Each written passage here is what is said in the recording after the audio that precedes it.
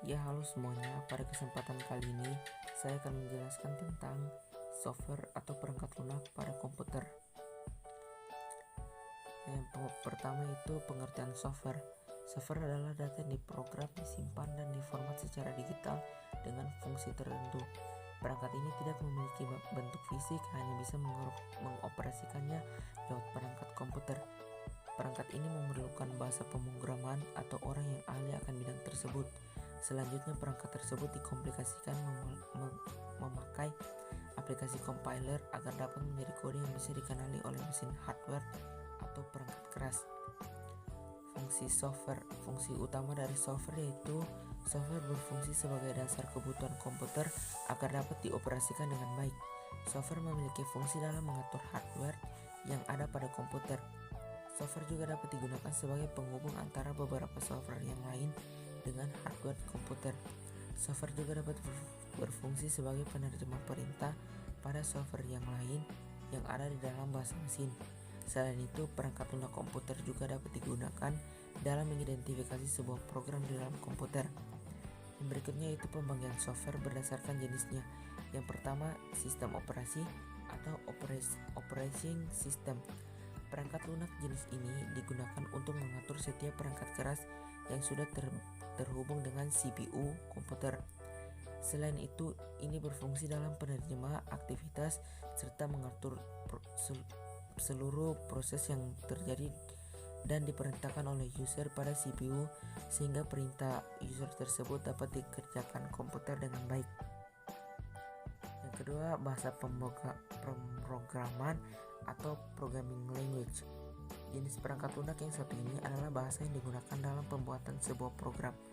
Berdasarkan contohnya, terdapat beberapa macam bahasa yang bisa kita ketahui seperti Java, PHP, HTML, C, C++, dan masih banyak lainnya.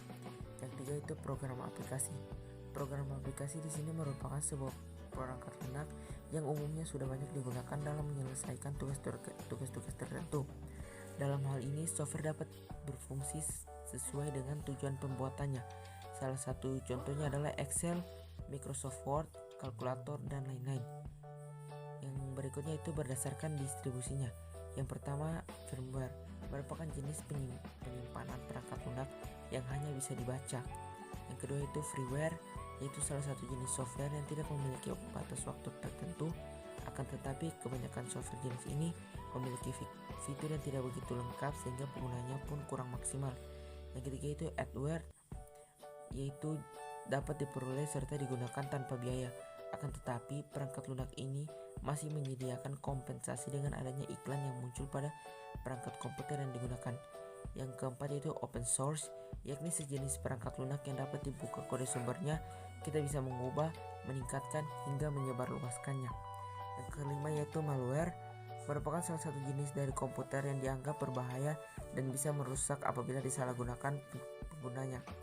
Yang berikutnya itu shareware, yaitu sebuah perangkat lunak yang digunakan untuk keperluan tertentu.